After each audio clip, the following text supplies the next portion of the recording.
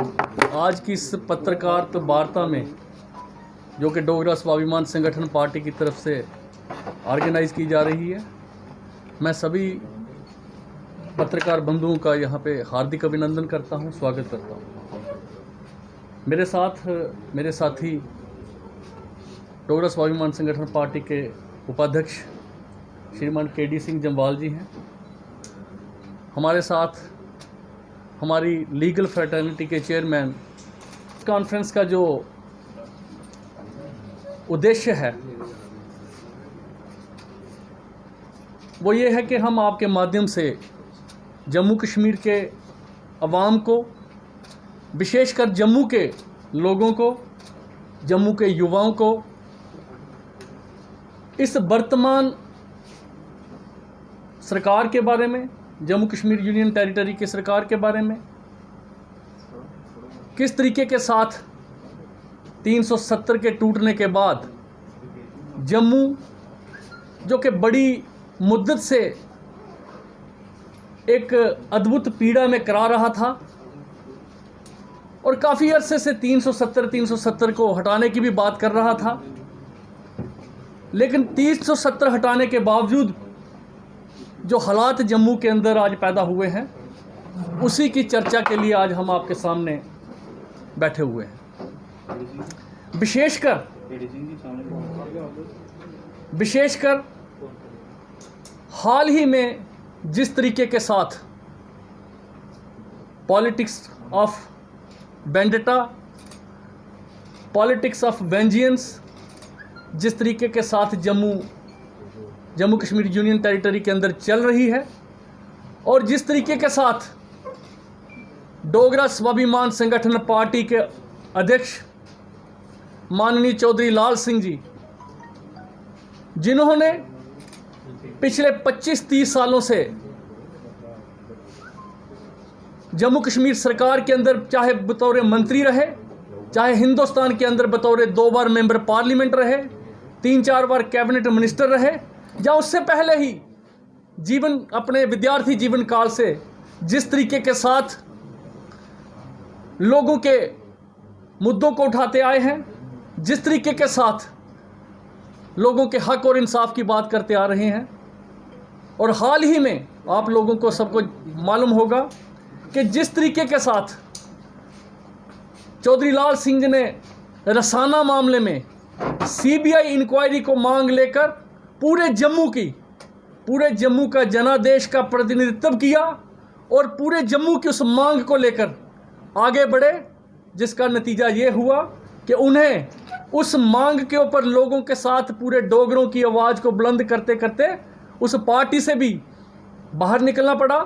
और उन्होंने डोगरा स्वाभिमान संगठन पार्टी के मंच के ऊपर लोगों की आवाज़ को बुलंद करना जो है वो नहीं रोका। लेकिन अफसोस की बात है कि डोगरा स्वाभिमान संगठन पार्टी के अध्यक्ष चौधरी लाल सिंह जी, आपने हाल ही में पेपरों के माध्यम से ये पढ़ा होगा कि जिस तरीके के साथ प्रीलिमिनरी इंक्वायरी सीबीआई के माध्यम से, आपकी जानकारी के लिए,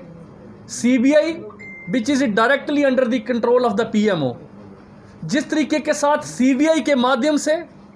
प्रीलिमिनरी इंक्वायरी एक ऐसे केस की शुरू की है जिस केस की इन्वेस्टिगेशन देन चीफ मिनिस्टर माननीय गुलाम नबी आज़ाद जी ने विजिलेंस ऑर्गेनाइजेशन के द्वारा करवाई, और उस हालात में जब गुलाम नबी आज़ाद जी खुद चीफ मिनिस्टर जम्मू कश्मीर के थे और चौधरी लाल सिंह जी की पॉपुलैरिटी को देखते हुए एक कॉन्स्पिरेसी के तहत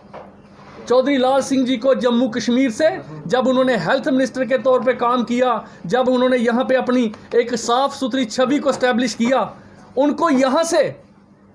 कॉन्स्पिरेसी के तहत निकालते हुए मेंबर पार्लियामेंट दिल्ली के अंदर तो भेजा, लेकिन चौधरी लाल सिंह जी ने जम्मू के डोगराओं की आवाज़ को बुलंद जिस तरीके के साथ पार्लियामेंट के अंदर किया, वो भी गुलाम नबी आज़ाद को पच नहीं पाया। और नतीजा ये हुआ कि गुलाम नबी साहब जो उस वक्त चीफ मिनिस्टर जम्मू कश्मीर के थे, उन्होंने इस इशू को लेकर विजिलेंस के माध्यम से पूरे तरीके के साथ इन्वेस्टिगेशन जो थी उनकी ज़मीन की कठुआ के अंदर करवाई। यही केस नहीं रुका, जब विजिलेंस से कुछ भी नहीं मिला तो आपको मालूम होगा कि जम्मू कश्मीर की हाई कोर्ट के अंदर एक पब्लिक इंटरेस्ट लिटिगेशन चली, और उस पब्लिक इंटरेस्ट लिटिगेशन में जब प्राइमरली जो उस पब्लिक इंटरेस्ट लिटिगेशन में जो जिनके नाम थे, चाहे हमारे माननीय साबका मंत्री श्यामलाल जी थे, मदन लाल जी थे, या रमन पल्ला जी थे, या कुछ कश्मीर के थे, चौधरी लाल सिंह जी का तब वहाँ पे प्राइमरली उस PIL में नाम नहीं था, लेकिन उसके बाद इंटरवेंशन हुई with again some ulterior motive,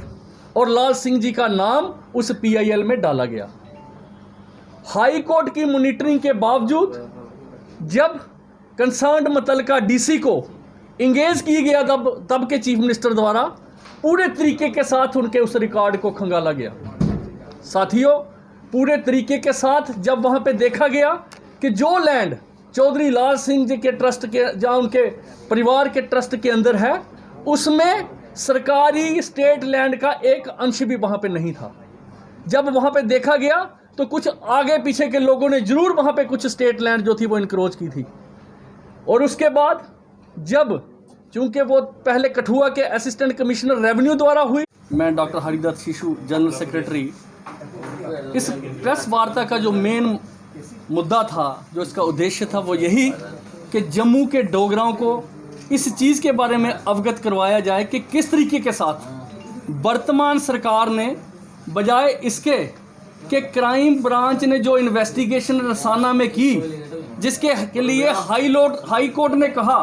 कि ये बिल्कुल अनप्रोफेशनल हुई, और जो मेन अक्यूज्ड तब बनाया गया मिस्टर जंगोत्रा, उसको साफ बरी किया गया, और हाई कोर्ट ने कहा कि उसके खिलाफ पर्चा लगाया जाए, क्राइम ब्रांच के खिलाफ FIR लगाई जाए। सरकार का ध्यान इस तरफ नहीं गया। जो पॉलिटिशियन ब्यूरोक्रेट नेक्सस, जिसमें सिद्धड़ा, बठिंडी, सुंजमा, तभी हजारों लाखों कनाल लैंड इंक्रोच हुई है, सरकार का ध्यान उसकी तरफ नहीं गया। लेकिन वो डोगरा लीडर जो कि डोगराओं की आवाज़ बुलंद कर रहा था, और रसाना में जिसने ये बात प्रूव कर दी, कुर्सी को ठोकर मारकर उस CBI इंक्वायरी के लिए आगे बढ़ा। लेकिन बड़ा अफसोस की बात कहने पड़ रही है कि हमारी अपनी सरकार, जम्मू के लोगों ने जिसको खुलकर मैंडेट दिया, आज वो सरकार को उसकी तरफ ध्यान नहीं जाते हुए उल्टा जो विसल ब्लोअर था रसाना केस में, जिन्होंने जम्मू के डोगराओं की आवाज़ को बुलंद किया चौधरी लाल सिंह के खिलाफ, वो केस, जिस केस की मॉनिटरिंग ऑलरेडी हाई कोर्ट कर रहा है, वो केस जिसमें Ghulam Nabi Azad then chief minister ने विजिलेंस के द्वारा पूरे तरीके के साथ प्रूव करवाया, लेकिन चौधरी लाल सिंह के खिलाफ कुछ भी नहीं मिला। आज उस केस को लेकर CBI से एक प्रिलिमिनरी इंक्वायरी शुरू करवाई। इसके पीछे सरकार की क्या मंशा है, इसी मंशा को लोगों के सामने लाने के लिए आज के माध्यम से, आपके माध्यम से हमने आज ये प्रेस